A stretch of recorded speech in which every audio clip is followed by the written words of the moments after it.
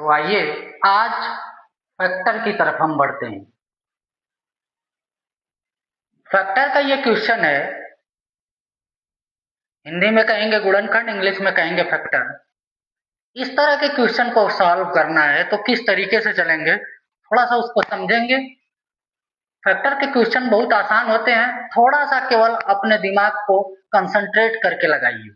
चलिए क्वेश्चन की तरफ अगर बढ़े हम, तो क्वेश्चन दे रखा है A square plus 1 by A square plus 8 plus 1 by A plus 14 के गुणनखंड कीजिए।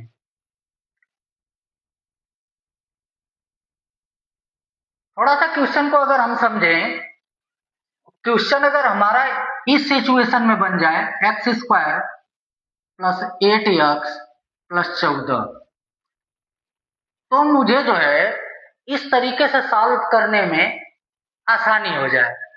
अब यहां हम देख रहे हैं कि ये चीज स्क्वायर बन नहीं रही है, तो अगर बन नहीं रही है तो इसको बनाएंगे हम। चलिए कैसे बनाएंगे देखते हैं। मैंने कहा a प्लस 1 बाई ए का whole square is equal to a square plus 1 by A square plus 2 into 1 by a into a square plus b square plus 2ab। यहां से अगर आप देख रहे हो तो हम ये कह सकते हैं कि A square plus 1 by A square is equal to, ये दो इधर चला आएगा तो हम कहेंगे a प्लस 1 बाई ए का होल स्क्वायर माइनस 2। यही चीज हमें यहां चाहिए।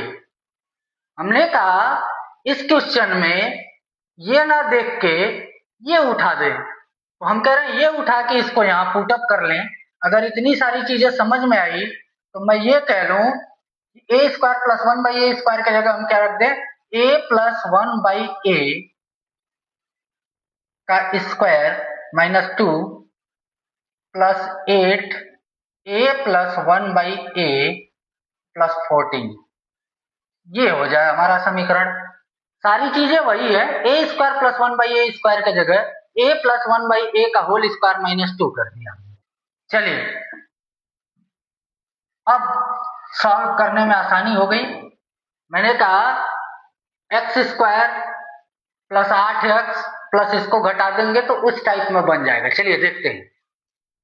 ए स्क्वायर प्लस 1 बाई ए का होल स्क्वायर, अब माइनस 2 और प्लस 14 कितना हो जाएगा भाई, 12 हो जाएगा। लिख लेंगे वहां पे 8 a प्लस 1 बाई ए और प्लस 12। ऐसे क्वेश्चन में सॉल्व करने से पहले जो इसको ऐसे सॉल्व कर सकते हैं तो कर सकते हैं, नहीं तो फिर a plus 1 by a is equal to x मान लीजिए।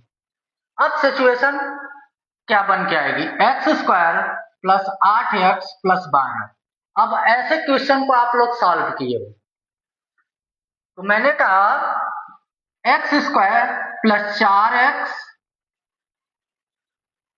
अरे 6x प्लस 2x, 6 दू 8x और 6 दूना 12 प्लस 12।